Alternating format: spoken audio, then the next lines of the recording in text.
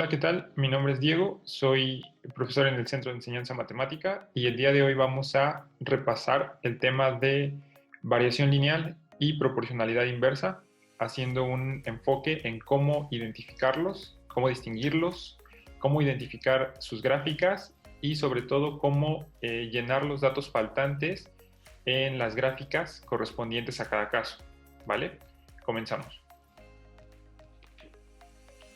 Ok, entonces pasemos a revisar una pequeña presentación que tratará de aclarar los conceptos de variación lineal y proporcionalidad inversa.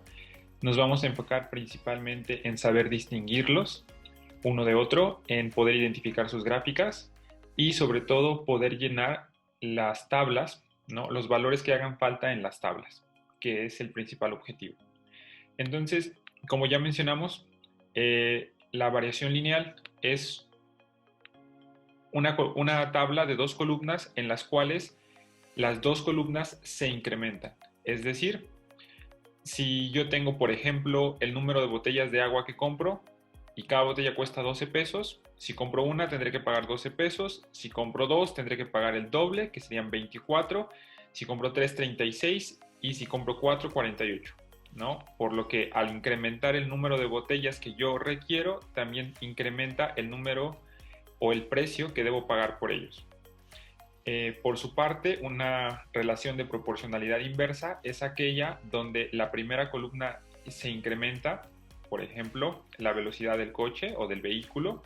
Si vamos a 10, 20, 40 o 50 kilómetros por hora, dependiendo si vamos quizá en una bici o en un autobús o en una autopista, hay como varias maneras de imaginárselo.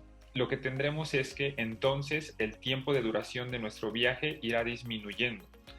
A 10 kilómetros puede que nos tome 10 horas, a 20 puede que nos tome la mitad, 5, a 40, 2.5 y si vamos a 50 llegaríamos en 2 horas. Entonces, a diferencia de la primera donde los dos aumentan, tenemos que en esta la columna de la izquierda aumenta, mientras que la columna de la derecha disminuye. ¿Ok? Vamos a ver algunos ejemplos. La variación lineal, por ejemplo, también la podemos relacionar con la compra de kilos de tortilla, ¿no? Si un kilo vale 14 pesos, entonces nosotros vamos a poder identificar una constante de proporcionalidad entre el precio y la cantidad de tortillas, y esa constante es 14, la cual se obtiene de dividir el número de la segunda columna entre el número de la primera. En este caso tenemos 14 entre 1, eso nos da 14, y también podemos verificar que si ahora hacemos el número de la segunda columna, que es 28, y entonces hacemos la división de 28 entre 2, eso es cuántas veces cabe el 2 en el 2, eso es a 1, y sobran 0, se baja el 8, y cuántas veces cabe el 2 en el 8, eso es 4, ¿no? 4 por 2, 8, y para 8 son 0. Por lo cual podemos identificar que este segundo renglón cumple también la condición de que la segunda columna entre la primera sea 14. Ahora bien, si lo que nos hace falta es un número del centro, por ejemplo este de aquí, lo que nosotros tendremos que hacer para poder encontrar el número faltante en la columna del centro es multiplicar los extremos. Es decir, si yo quiero encontrar el valor que va ahí, tengo que hacer la multiplicación de 14 por 3. En ese sentido, tendríamos 4 por 3, esos son 12, llevamos una, 3 por una 3 y una que llevábamos 4, entonces tendremos que aquí corresponde al valor de 42. ¿Sí? 42. Si por otro lado lo que nos hace falta es un número de la primera columna, entonces nosotros tendremos que lo que se tiene que realizar en este caso es una división. En lugar de hacer la multiplicación por los extremos como lo hicimos en el caso pasado, lo que nosotros vamos a hacer ahora es dividir el número de la segunda columna, que es 84,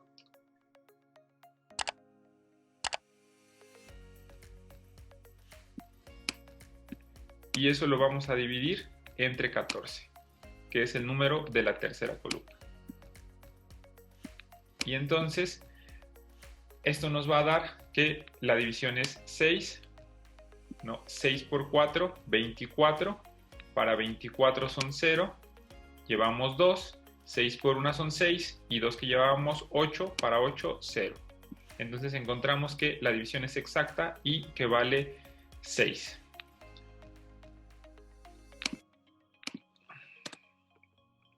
El último caso es el mismo que el primero. Nos hace falta el número de la columna del medio, por lo cual tendremos que hacer la multiplicación de los números de los extremos. En este caso, lo que tendríamos que hacer es multiplicar 14 por 7.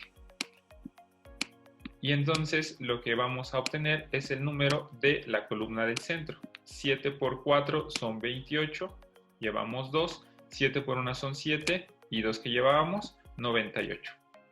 ¿Ok? Entonces tendremos que aquí nuestro número faltante es 98. Esa es la manera de llenar los datos que hacen falta aquí. Y bueno, si hiciera falta un dato de la tercera columna en la constante de proporcionalidad, ese es muy fácil porque nos damos cuenta de que todos son 14. Ahora, déjenme borrar esto.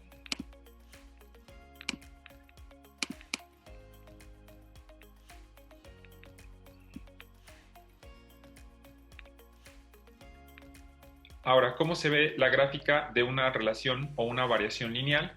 Tenemos aquí nuestra tabla ya completa y lo que podemos notar es que si hacemos una gráfica de los kilos de tortilla en el eje de las X y el precio que hay que pagar en el eje vertical o el eje de las 10, nosotros obtendremos una línea recta. Si nosotros vemos que tenemos una línea recta en una gráfica, nosotros podemos decir que entonces esos datos obedecen una relación lineal. Ahora bien, ¿qué es la relación inversa? Como ya lo mencionamos con el ejemplo de los autos y el tiempo de viaje, lo que tendremos es que mientras la de la izquierda aumenta, la de la derecha disminuye. Vamos a también a ver un ejemplo. Tenemos ahora que existe una tercera columna también de una constante de proporcionalidad, pero que en este caso le ponemos el nombre de constante de proporcionalidad inversa.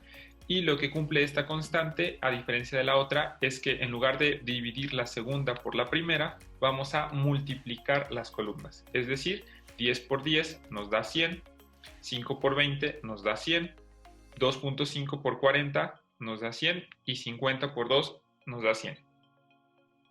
Vamos a ver entonces cómo podríamos llenar una tabla a la que le hacen falta datos cuando tenemos una relación inversa. ¿Ok? Entonces, nosotros sabemos que tiene que cumplirse que 30 por 1 sea 30, lo cual es cierto. 15 por 2 también es 30. Y entonces si nos hiciera falta el de aquí del centro, lo que ahora tendríamos que hacer, en lugar del caso anterior que multiplicábamos los extremos, ahora tendríamos que dividir la tercera columna, 30, entre la primera, que sería entre 3. ¿Cuántas veces cabe el 3 en el 3? Eso es 1, sobran 0, se baja el 0. ¿Y cuántas veces cabe el 3 en el 0? Eso es 10. Por lo que tendríamos que aquí, en nuestra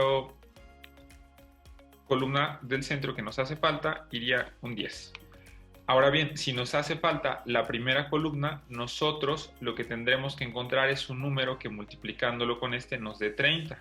Ese número lo vamos a obtener haciendo la división de 30 entre 5.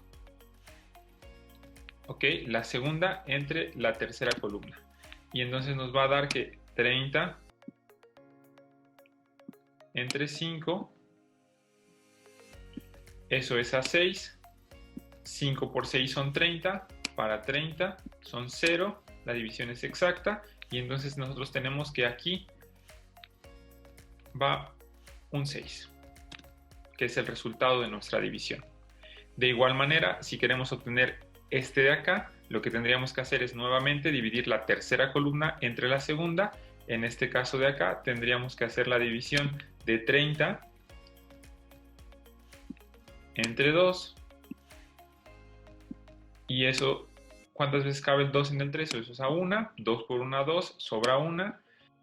Se baja el 0 y 2, ¿cuántas veces cabe el 2 en el 10? Eso es a 5. 5 por 2 son 10, para 10 son 0. La división vuelve a ser exacta y tenemos que el resultado es 15.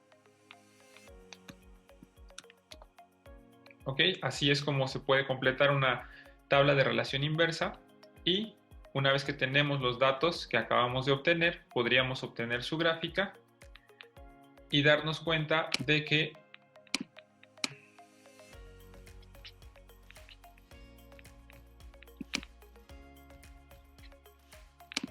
una vez que tengamos los datos completos, lo que podemos hacer es, igual que en la relación lineal, realizar su gráfica, y nos podemos dar cuenta de que en el caso de la relación inversa tendremos curvas que se acercan a los ejes. Es decir, esta curva se acerca al eje hacia arriba y esta curva se va pegando al eje hacia abajo.